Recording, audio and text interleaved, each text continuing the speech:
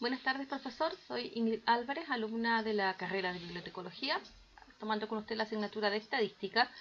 Y en este video voy a presentar el trabajo de investigación parte 3, llamado Procesamiento de Información. Lo primero que hice para este trabajo es hacer el registro de datos. Y como ya en la unidad anterior trabajamos estos mismos datos en Excel, lo que hice fue importar la base de datos desde la planilla. Y acá lo tuve que hacer hoja por hoja, ya que en el documento anterior en cada hoja puse una variable. Aquí entonces podemos ver cómo se importa. Vamos a archivo, importar datos, Excel. Y aquí el programa SPSS reconoce inmediatamente las hojas de cálculo y permite importar los datos. En la gran parte de las variables que importé son en su mayoría numéricas con medida de escala. Las que aparecen acá como nominales, que son en este caso recursos, y en el archivo que ya viene es usuario, tiene que ver con los elementos del cual provienen estos datos. Dado que yo manejo dos dimensiones distintas, por un lado las características de los recursos y por otro lado las características de los usuarios, tuve que trabajar en dos archivos distintos. Este que vemos acá es la vista que da el programa de las variables asociadas a los recursos. Esta es la vista de datos asociados a recursos. Esta es la vista de variables asociada al usuario, que solamente es una, ¿no es cierto? La edad del usuario. Y la otra es también la vista de datos de lo asociado a los usuarios.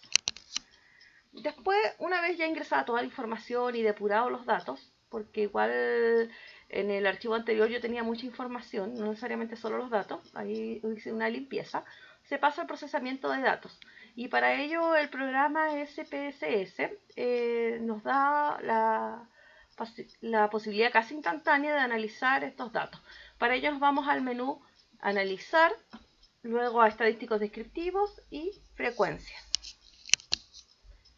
Luego aparece acá todas las variables, pudiendo elegir todas a la vez o de a una. Para este ejercicio yo escogí de a una. Y apretando luego el botón Estadística. Aquí podemos seleccionar los datos que queremos obtener. Dependiendo de lo que queremos, del problema que estamos investigando, hay datos que no son necesarios. Por ejemplo, cuando hablamos de la antigüedad del recurso, a mi juicio no era necesario hacer la suma. Pero sí, por ejemplo, era importante para saber la cantidad de préstamos. Entonces, todos los datos que nosotros vamos escogiendo acá, ya sean de tendencia central o de dispersión, están relacionados con la investigación que estamos desarrollando. Luego, para obtener el histograma, se realiza el mismo paso. También se va al menú Analizar, a Estadísticos Descriptivos y Frecuencias. Pero en vez de apretar el botón Estadísticas, vamos a Gráficos, para luego seleccionar el histograma con curvas. Entonces, esto nos da la publicación de los datos. Ahora, en esta parte del trabajo, que he denominado análisis por variables asociadas a recursos y usuarios, hice el mismo ejercicio con cada una de las variables, obteniendo los resultados de cada cálculo. Quiero señalar que por lo que entendí de este trabajo, en esta oportunidad no es necesario analizar los resultados, sino más bien comparar el procesamiento de datos que hace SPSS y el de Excel, para entender cuáles son las ventajas de este software. Y por ello, en las páginas siguientes he comparado estos datos en cada variable, los cuales voy a analizar a grandes rasgos. Por ejemplo, acá en la variable antigüedad del recurso, tenemos al lado izquierdo de la pantalla los datos estadísticos obtenidos con SPSS versus los datos estadísticos obtenidos en Excel. Cabe señalar que obviamente, como usted bien sabe, en Excel usamos fórmulas que también debemos ingresar nosotros. Mientras que en el dato estadístico basta solo con hacer clic en lo que queremos descubrir. Aquí vemos que corresponden los datos, ¿no es cierto? Son 108 los datos, no hay datos perdidos, eso se debe a la limpieza que hice también de la información, de los datos ingresados. La media nos da lo mismo, 21,87, la mediana también nos da lo mismo, la moda, la desviación estándar también, con una leve diferencia por las aproximaciones decimales. Y en cuanto al histograma, la verdad es que acá a primera vista no se ven iguales, porque yo el histograma lo hice en base a tramos de edades, mientras que acá lo hizo en base a otros criterios. Pero analizándolo bien después bien concienzudamente, sí coincidimos en que destacan la misma información. Lo mismo nos pasa con la variable valor de recursos, ¿no es cierto? Que se trataba de saber los precios de los libros que tenía la biblioteca. También se confirman los mismos ejercicios, la misma diferencia del histograma, porque yo lo hice por tramo. En los préstamos de recursos, acá el histograma es igual, porque no hubo intervalos sí, intervalos, por así decirlo, de los grupos. Y los datos matemáticos son iguales. La variable año de publicación, también acá fue al revés. El SPSS juntó algunos tramos, mientras que yo mantuve cada uno su individualidad.